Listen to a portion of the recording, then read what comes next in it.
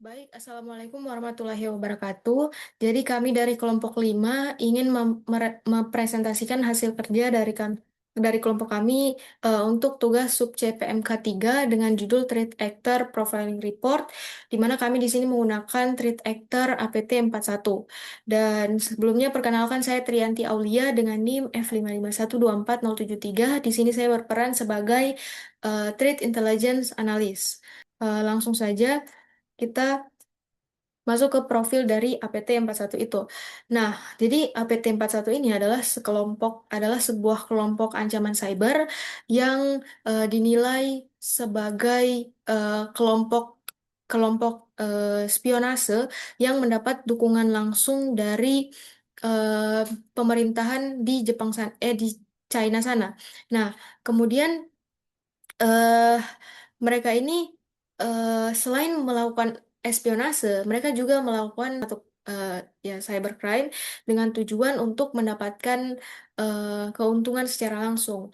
Nah, di sini APT satu ini punya nama lain atau alias utama, yaitu yang pertama ada Wicked Panda. Ini diberikan langsung oleh CrowdStrike dan ada Brass Typhoon dan juga Barium. Ini diberikan langsung oleh Microsoft. Nah, tapi untuk Barium sendiri ini itu dia ini berasosiasi atau berhubungan langsung dengan si APT satu. Jadi mereka ini punya tumpang tindih aktivitas terutama di operasi espionase itu. Dan kemudian untuk kategori dari APT ini, APT satu ini, mereka ini adalah threat actor yang bersifat hybrid. Hybrid di sini maksudnya apa? Hybrid di sini adalah mereka ini melakukan dua operasi secara paralel, secara bersamaan, yaitu eh, espionase dan juga eh, cybercrime. Jadi mereka melakukan operasi spionase untuk eh, atas dukungan pemerintahan China dan cybercrime untuk mendapatkan keuntungan semata. Dan untuk rentang aktifnya, jadi untuk aktivitas yang berkaitan dengan si APT satu ini itu sudah diidentifikasi sejak 2012. Walaupun memang di beberapa aktivitas itu seperti aktivitas dari Winti itu sudah diketahui sejak tahun-tahun sebelumnya, sebelum 2012. Dan juga mereka ini mulai melancarkan operasi ganda tadi, dua operasi tadi secara paralel sejak 2014. Dan untuk target, jadi untuk industri target industrinya mereka yaitu, nah karena mereka di sini bersifat hybrid, jadi mereka di sini terbagi jadi dua, ada sektor espionase dan finansial. Jadi di espionase itu ada industri kesehatan, di sini mereka melakukan pengumpulan data-data medis dan kekayaan intelektual di bidang-bidang farmasi. Kemudian juga di teknologi tinggi mereka melakukan pencurian source code, kemudian kekayaan intelektual dan juga sertifikat digital. Dan untuk di industri pendidikan mereka melakukan pengumpulan informasi untuk individu-individu ataupun organisasi-organisasi di lingkup pendidikan itu. Begitu juga di pemerintahan mereka melakukan eh, pengumpulan informasi untuk individu atau organisasi di lingkup pemerintahan dan juga melakukan pengumpulan intelijen strategis. Dan di sektor finansial, di sini untuk industri video game, mereka melakukan manipulasi mata uang virtual dan mereka melakukan pencurian source code di situ. Dan juga mereka melakukan percobaan penyebaran ransomware. Nah, ini dengan eh, motif untuk mendapatkan keuntungan tadi. Dan ada juga di industri telekomunikasi, mereka di sini mencuri call record dan juga data jaringan. Dan untuk wilayah-wilayah yang menjadi target ataupun yang sering diserang itu adalah di Amerika Serikat. Jadi Amerika Serikat di sini sebagai target utama dari si APT satu. Nah, adapun target-target spesifik di beberapa sektor seperti di logistik dan pengiriman itu banyak ditemukan di Eropa dan Timur Tengah. Kemudian di sektor media juga, media ataupun hiburan itu mereka fokuskan di wilayah-wilayah Asia. Nah, selanjutnya adalah aset yang mereka incar.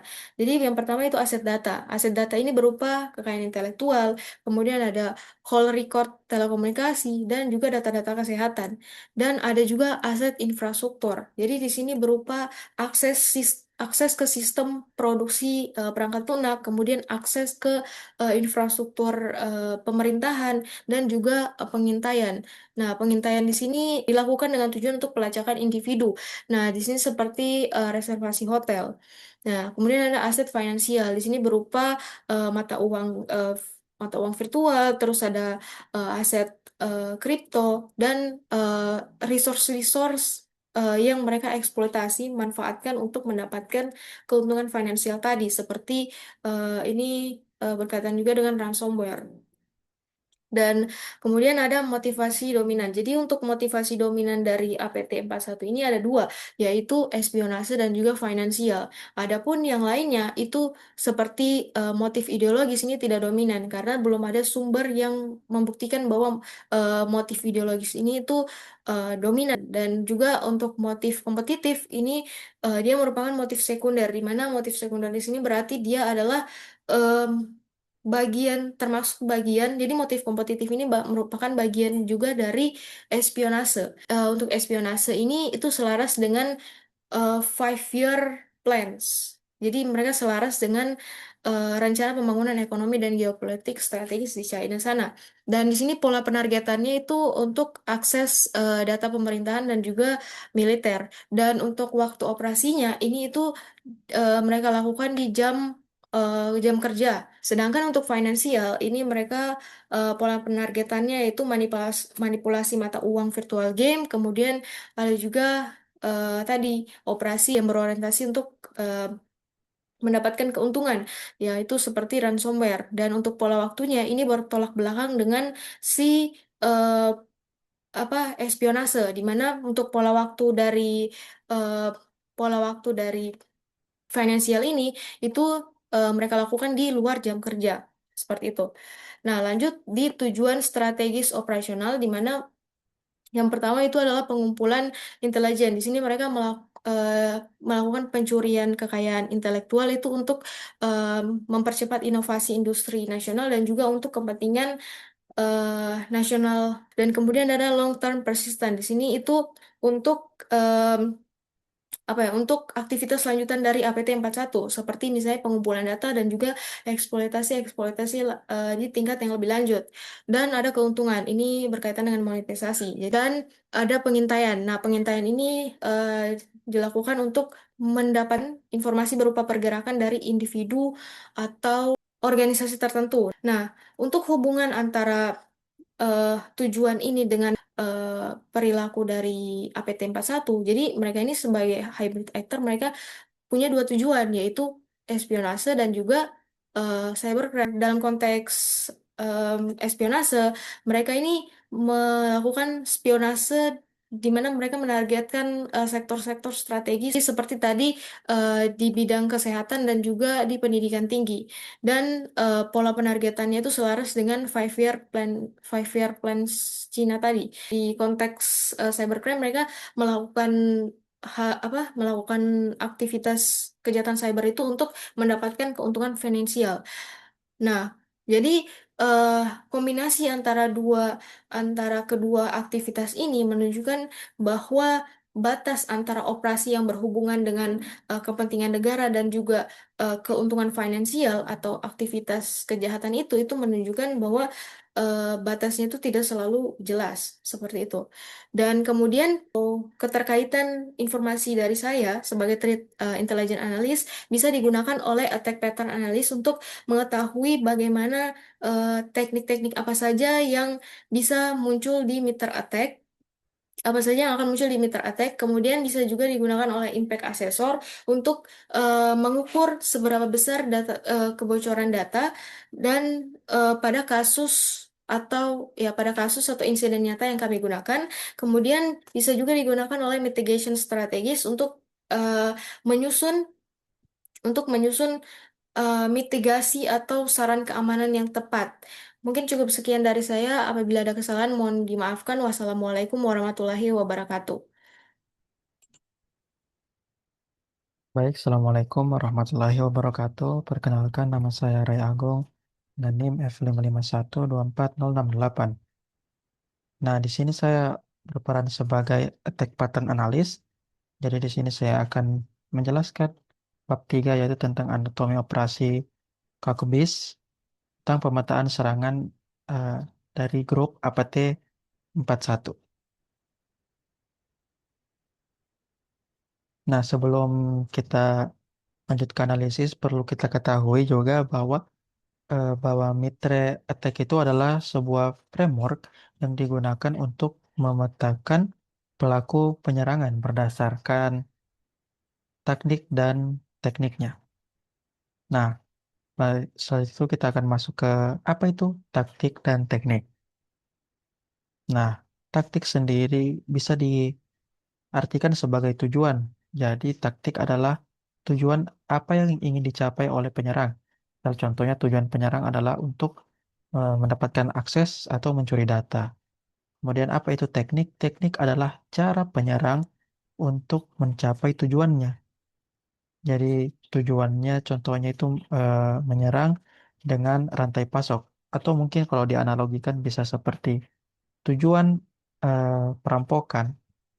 Apa tujuan perampokan? Yaitu tujuannya adalah untuk mengambil benda atau harta. Nah, tekniknya sendiri ada banyak, bisa dengan eh, merampas, membobol, dan lain-lain sebagainya. Nah, kemudian di situ juga ada kategori yaitu aksi eksternal dan juga aksi internal. Yang mana di aksi eksternal sendiri itu fokus pada parameter yang melibatkan initial access, taktik seperti initial access, command and control, dan exfiltration. Nah, kemudian untuk aksi internal itu fokusnya pada sistem korban, itu melibatkan taktik execution, persistence, privilege escalation, dan discovery. Nah, ini adalah topologi ancaman atau heat map yang sudah saya buat sebelumnya dari kasus APT 41. Nah, di sini bisa dilihat ada saya buat dengan warna-warna yang berbeda. Ini menunjukkan eh, adanya teknik inti untuk warna merah, teknik pendamping untuk warna oranye atau orange, dan teknik kuning itu untuk teknik tambahan, teknik orange untuk pendukung.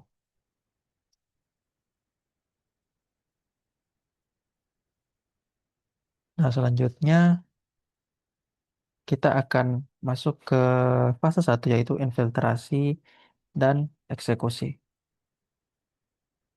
Nah, di fase satu pertama-tama penyerang itu eh, menggunakan taktik yang bernama initial access dengan tekniknya adalah supply chain compromise yang artinya penyerang itu tidak langsung menyerang target utama melainkan masuk melalui pihak ketiga yang sudah dipercaya sehingga lebih sulit untuk terdeteksi. Kalau mungkin dianalogikan seperti eh, ada penyerang yang menyamar sebagai kurir paket ataupun orang dalam perusahaan. Kemudian selanjutnya ada taktik execution dengan tekniknya yaitu command and scripting interpreter. Nah, di sini penyerang itu menjalankan perintah dan skrip berbahaya di dalam sistem korban. Nah, di sini mereka sudah bisa untuk mengambil alih kontrol sistem dari targetnya sendiri. Nah, kemudian ada fase kedua yaitu membangun pijakan eskalasi. Nah, di sini di fase keduanya para penyerang menggunakan taktik privilege escalation dengan teknik exploitation for privilege escalation. Nah, di sini para penyerang itu mengeksploitasi celah keamanan atau kerentanan untuk meningkatkan hak akses yang nantinya bisa menjadi akses administrasi penuh atau penyerang bisa menguasai penuh sistemnya dengan mengeksploitasi celah keamanan yang dia temukan dan menguasai sistem secara penyeluruh. Nah, kemudian selanjutnya dia menggunakan taktik persistence dengan teknik boot or logon auto start. Nah, di sini penyerang itu mengubah konfigurasi auto start system. Nah, yang nantinya akan memastikan malware tetap aktif berjalan secara otomatis walaupun sistem korban sudah di restart atau dinyalakan ulang. Nah, selanjutnya masuk ke fase ketiga yaitu eksplorasi dan kamuflase. Nah, di sini para penyerang itu menggunakan taktik discovery dan dengan teknik system information discovery. Nah, di sini para penyerang itu mengumpulkan data yang spesifik tentang arsitektur sistem target, eh, sistem operasi, dan juga konfigurasi jaringan, konfigurasi jaringan untuk merencanakan langkah eksploitasi mereka selanjutnya. Nah, kemudian di sini selanjutnya adalah taktik defense defense evasion dengan teknik obfuscated files or information. Nah, di sini para penyerang itu menyamarkan aktivitas dengan mengenkripsi atau mengacak file berbahaya yang mereka sudah pasang sebelumnya. Nah, tujuannya apa? Tujuannya itu agar muatan yang mereka masukkan bisa lolos dari deteksi perangkat lunak atau antivirus yang sudah mereka buat dan eh, atau antivirus sistem target dan sistem keamanan mereka. Nah, fase terakhir itu adalah komunikasi dan pencurian, the heist. Nah, eh,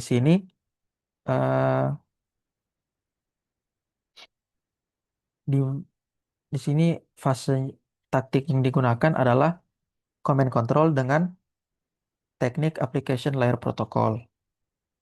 Nah, di sini adalah tahap terakhir di mana data penting seperti intellectual property, data-data rahasia lainnya itu dicuri dan dikirim keluar melalui jalur komunikasi yang tersembunyi.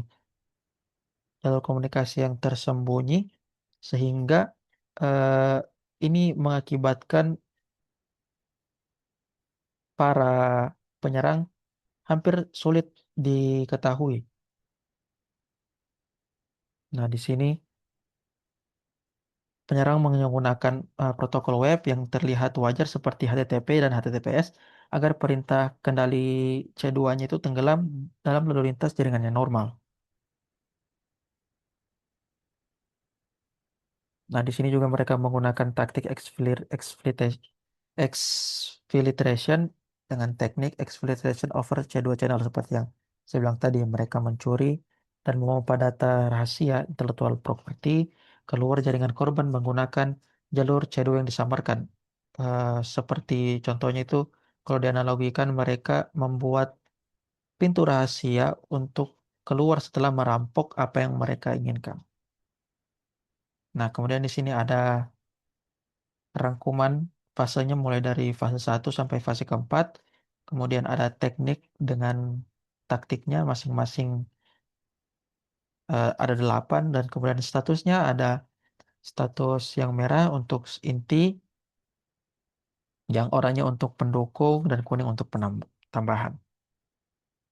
Oke, mungkin cukup sekian yang bisa saya presentasikan.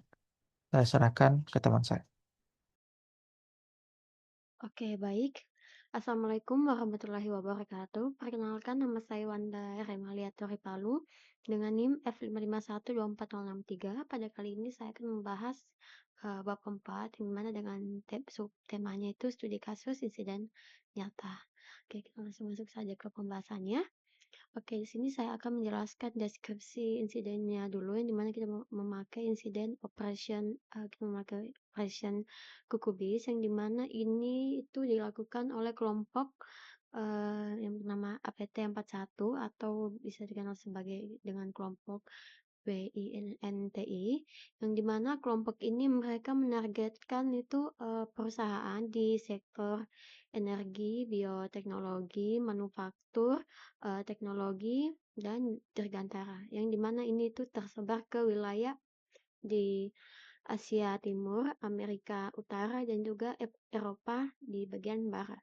Oke, dan untuk waktunya itu ini terjadi di tahun 2019 sampai 2022 itu kurang lebih selama 2,5 tahun, yang dimana di sini tuh korbannya mereka tidak tahu kalau kelompok ini sudah melakukan peretasan itu bertahun-tahun. Oke, dan untuk kronologi insidennya itu secara garis besar yang pertama mereka melakukan yang namanya eksploitasi. Mereka eksploitasi pada eh, eksploitasi celah pada web yang terhubung langsung ke internet itu eh, untuk masuk, dan mereka di dalamnya melakukan pengintaian untuk memetakan jaringan, dan mereka mencuri kredensial administratornya. Lalu yang ketiga itu mereka melakukan yang namanya eksfiltrasi data, yang dimana mereka mengumpulkan data-data berharga dari perusahaannya, dan mereka mengirimkan melewati saluran yang sulit dideteksi. Oke, kita masuk ke slide selanjutnya.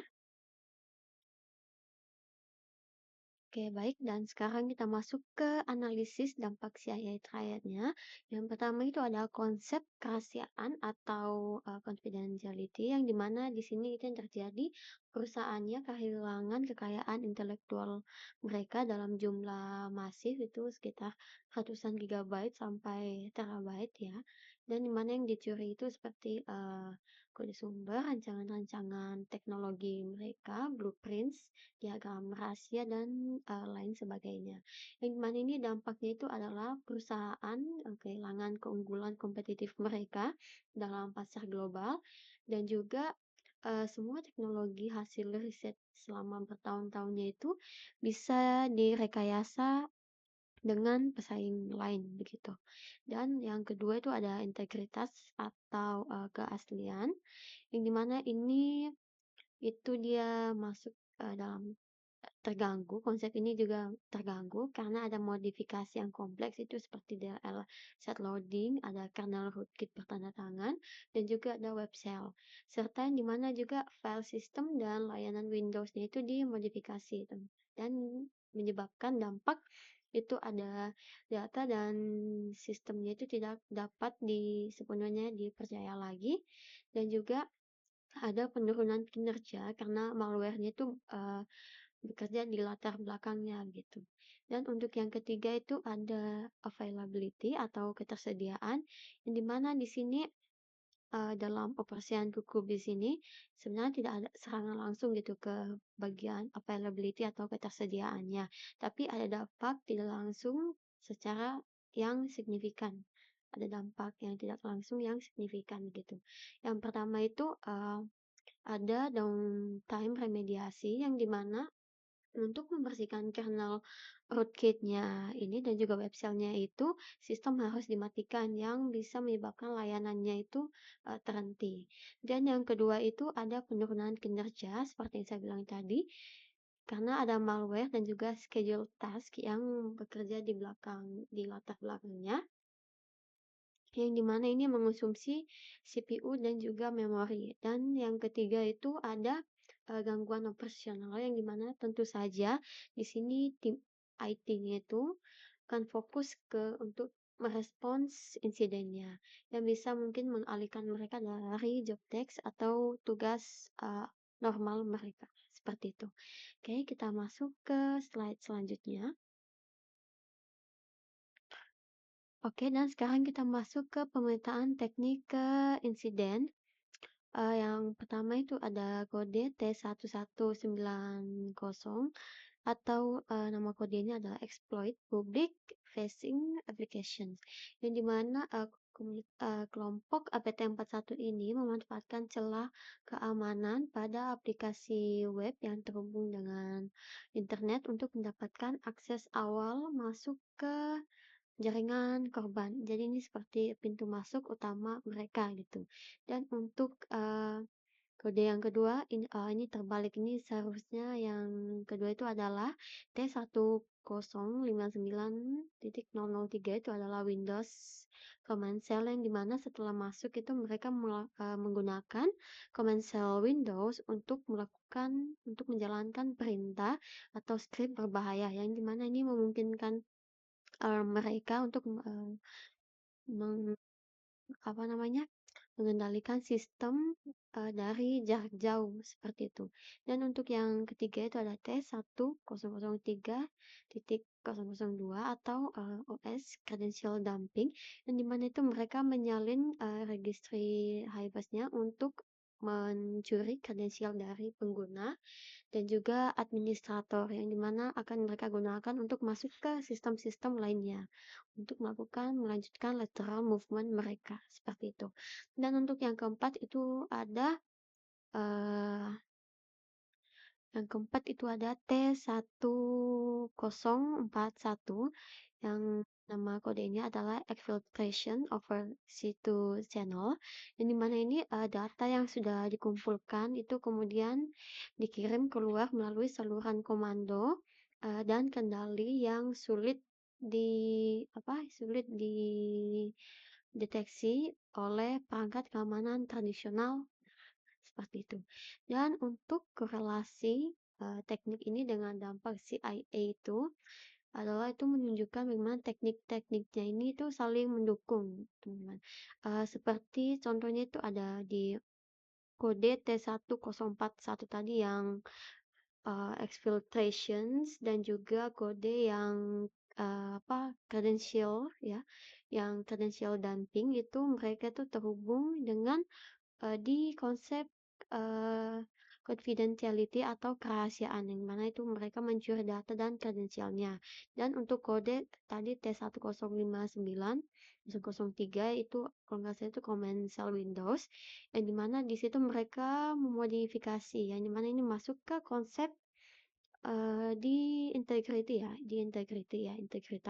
Dan untuk yang ketiga itu ada di kode itu yang di awal T1190 yang dimana ini secara tidak langsung itu memulai rantainya di ketersediaan yang berujung pada downtime remediasi.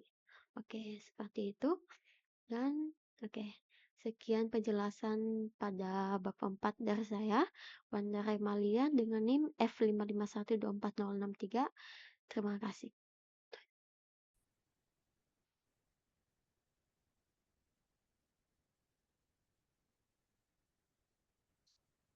Assalamualaikum warahmatullahi wabarakatuh. Perkenalkan, nama saya Muhammad Syarul dengan NIM F55124050.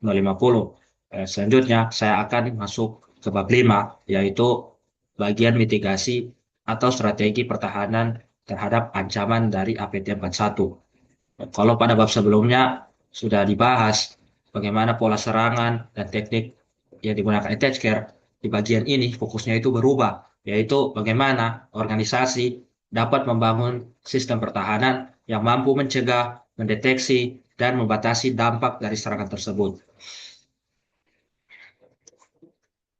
Oke, kita langsung masuk saja pembahasan. Yang pertama itu anatomi ancaman. Nah, di slide ini menunjukkan gambaran besar anatomi serangan dari APT41.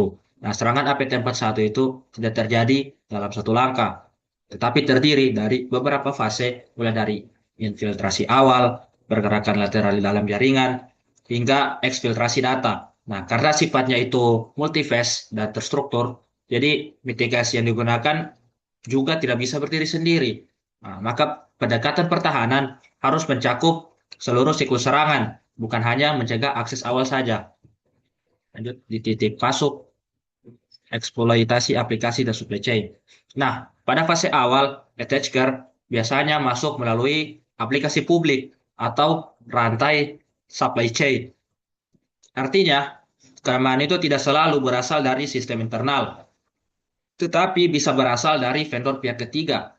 Jika aplikasi publik itu memiliki celah keamanan, nah Attack-Care itu dapat memperoleh akses tanpa terdeteksi di tahap awal.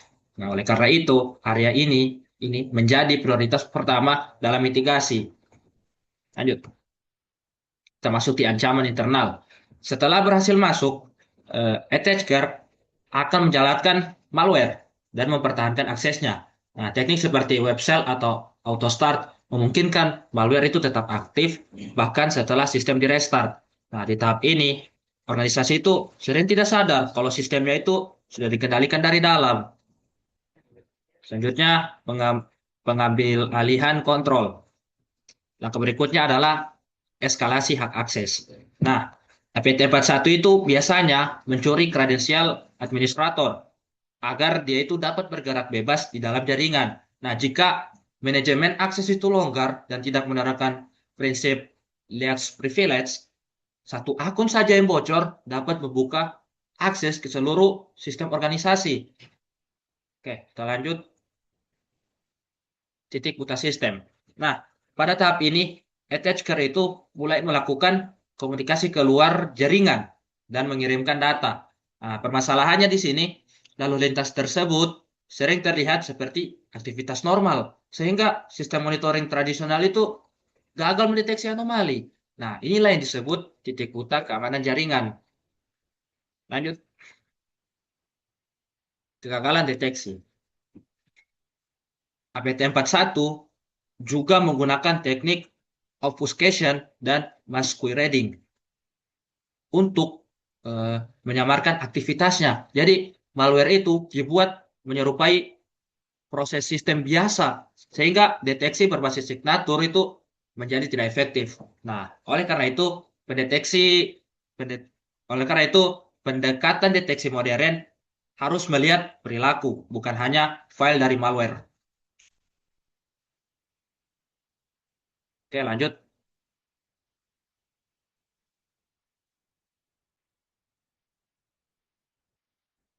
Nah, pilar pertahanan pertama, pengerasan aplikasi dan sistem. Kita masuk ke bagian mitigasi. Nah, pilar pertama di sini berfokus pada pencegahan eksekusi pada awal serangan.